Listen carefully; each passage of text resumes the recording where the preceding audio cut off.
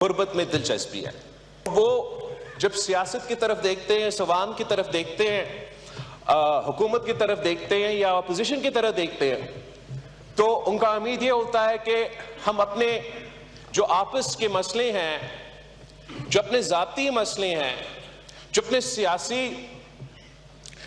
Issues हैं, उनको side पे रख के उनका बुनियादी मसला को तरजीह देंगे और मिल बैठ के मशवरा करके कंसेंसस बना के हम उनके मसाइल का हल पेश करेंगे। जनाब स्पीकर, वज़ीर आज़म शहबाज शरीफ साहब ने जो पिछली दफ़ा वज़ीर आज़म बना, जब कायदे इख्तिलाफ था, और इस दफ़ा भी जब वज़ीर आज़म बना, तो जनाब वज़ीर आज़म साहब ने चार्टर ऑफ इकोनॉमी की बात की। एंड मिस्टर स्पीकर, ये पाकिस्तान का लॉन्ग टर्म मसला को अगर हमने एड्रेस करना है तो चार्टर ऑफ इकोनॉमी के बगैर ये हो नहीं सकता, एक कंसेंसस के बगैर ये हो नहीं सकता। और वो चार्टर कहीं से डिक्टेट नहीं हो सकता, वो कोई अज खुद फैसला नहीं हो सकता है। अगर हमने एक नेशनल इकोनॉमिक चार्टर बनाना है तो फिर सबसे मशवरा होना पड़ेगा। हम जो दोस्त इस तरफ बैठे हैं, हमसे भी हुकूमत को बात करना पड़ेगा, और जो दोस्त उस तरफ बैठे हैं उनसे भी बात करना पड़ेगा। और अगर हम मिलके इस एक इशू पे एक ऐसा कंसेंसस बनाएं कि हम ना सिर्फ अपने अवाम को ये पैगाम भेजें, बिजनेस कम्युनिटी को ये पैगाम भेजें, मगर इंटरनेशनली ये पैगाम भेजें कि पाकिस्तान ने अपने बुनियादी जो मुआशी मसले हैं उनका हल के लिए 1 साल प्लान नहीं, 5 साल प्लान नहीं, मगर 10-20 साल का प्लान अब तय किया है। और हम में से जो भी सियासी जमात कल हुकूमत में होगा वो उसी प्लान पे अमल दरामद करेगा। तो पाकिस्तान की मीशत और पाकिस्तान की तरक्की के लिए वो पहला कदम होगा। जनाब स्पीकर, हमने जब इस हुकूमत को वोट देने का, वज़ीर आज़म शहबाज शरीफ साहब के साथ देने का फैसला किया, तो आपको मालूम है कि पाकिस्तान पीपल्स पार्टी और मुस्लिम लीग नवाज के दरमियान एक अग्रीमेंट तय हो चुका था। और उस एग्रीमेंट के तहत हमने जो आने वाले बजट था, जो आपका PSDP चारों सूबों के था, हमसे मिल बैठ के आपको वो बनाना चाहिए था। और अफसोस के साथ हमने उस शर्त पे अमल भी नहीं किया।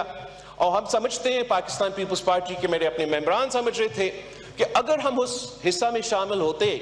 तो हम मुस्बत तरीके से आपका इस अमल पे कंट्रीब्यूट कर सकते, और शायद अगर हम मिल बैठते तो उसके नतीजे में कोई बेहतर एक रिजल्ट निकलता, और जो भी सियासी कंसेंसस से बात बनता है उसमें ज्यादा ताकत होती। लेकिन सिर्फ हमसे ये बातचीत नहीं होना चाहिए था। जनाब स्पीकर,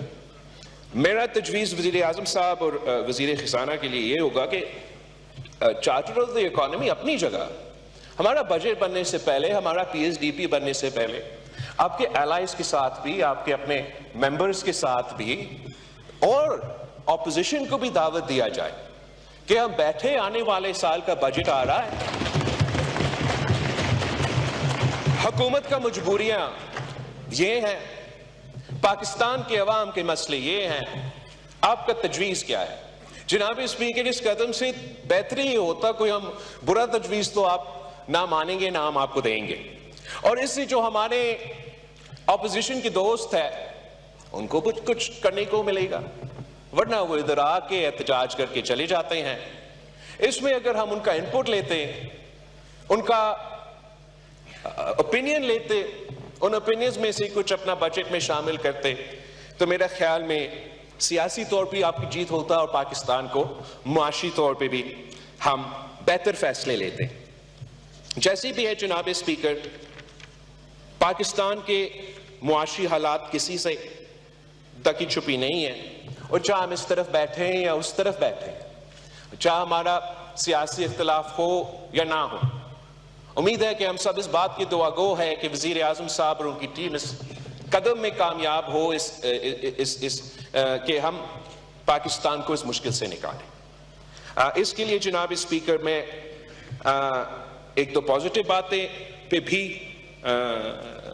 जोर देना चाहूँगा। एक तो मैं हुकूमत को, हम सब इलेक्शन लड़े और उस लड़ाई में जो मुआशी हालात के मुताबिक पाकिस्तान के अवाम के सबसे बड़ा मसला हमारा सामने था, वो महंगाई का मसला था। हम सब जानते हैं कि जब हम इलेक्शन लड़ रहे थे तो हमें ये कहा जाता था कि 5 साल पहले मुआशी हालात क्या थे और आज मुआशी हालात क्या है। एंड उसमें जो इन्फ्लेशन के इंडिकेटर्स हैं वो थोड़ा सा मैं आपको पढ़ना चाहूँगा। तो 5-6 साल पहले जनाब speaker 10 kilograms of wheat flour would cost less than 400 rupees, and today it costs more than rupees 1,400. Similarly, respectively, in the last 5 years, electricity prices have gone up. For up to 50 units have increased by 277%, petrol prices by 195%, और इसी तरीके से milk, edible oil, dal have increased by 113%, 21%, 353%. जो एक joint household जिसका income 5-6 साल पहले 35,000 rupees का था, तो वो मिलके जो खानदान के खाने पीने के अशिया थे वो पूरा कर सकते थे, अपने बच्चे के तालीम का बंदोबस्त कर सकते थे, 2 कमरा का घर में भी रह सकते थे, और उतना सेविंग्स भी होते थे कि चाहे कोई मेडिकल इमरजेंसी हो या कोई रिक्रिएशन के लिए इस्तेमाल करना पड़े तो उनके पास वो पैसा होता। आज अगर वही पूरी अखराजात उस खानदान को पूरा करना पड़ता है तो उनका जॉइंट इनकम को 35,000 रुपीस से आज 70,000 रुपीस होना है। तो हम सोचते हैं कि हम हर साल जो बजट लेकर आते हैं और जिसकी सूरत में अवाम महसूस करते हैं कि महंगाई का